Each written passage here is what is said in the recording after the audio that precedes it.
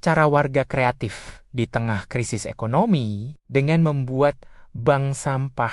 Krisis ekonomi bisa membuat banyak orang panik, harga kebutuhan naik, penghasilan menurun, dan kadang yang tersisa hanya rasa khawatir. Tapi di sebuah sudut kampung ada cerita berbeda, bukan tentang keluhan, melainkan tentang bagaimana sampah bisa jadi penyelamat.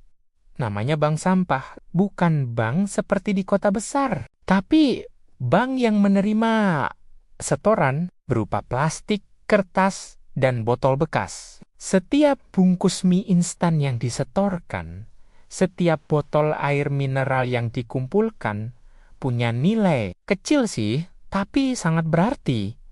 Setiap warga bisa jadi nasabah. Mereka menabung sampah yang sudah dipilah di rumah, lalu dicatat dalam buku tabungan sederhana. Sebulan, 2 bulan, jumlahnya bertambah. Dan ketika waktunya tiba, tabungan itu bisa dicairkan. Bisa untuk bayar listrik, beli beras, bahkan untuk tambahan modal usaha kecil.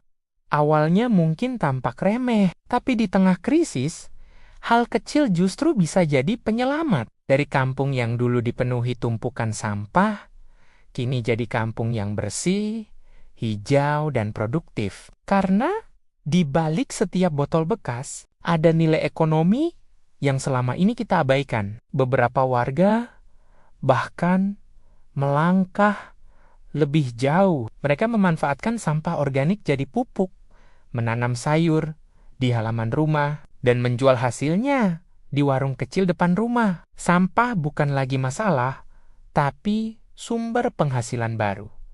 Inilah bukti bahwa krisis tidak selalu harus dilawan dengan modal besar. Kadang yang kita butuhkan hanya kemauan untuk melihat peluang dari hal yang dianggap remeh.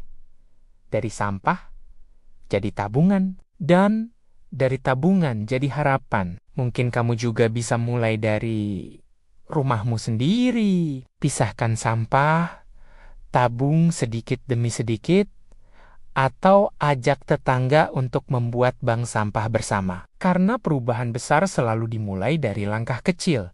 Dan siapa tahu dari langkah kecil itu lahir penghasilan baru, lingkungan bersih, dan kampung yang lebih mandiri di tengah krisis. Jangan remehkan hal-hal kecil, karena dari situlah harapan tumbuh.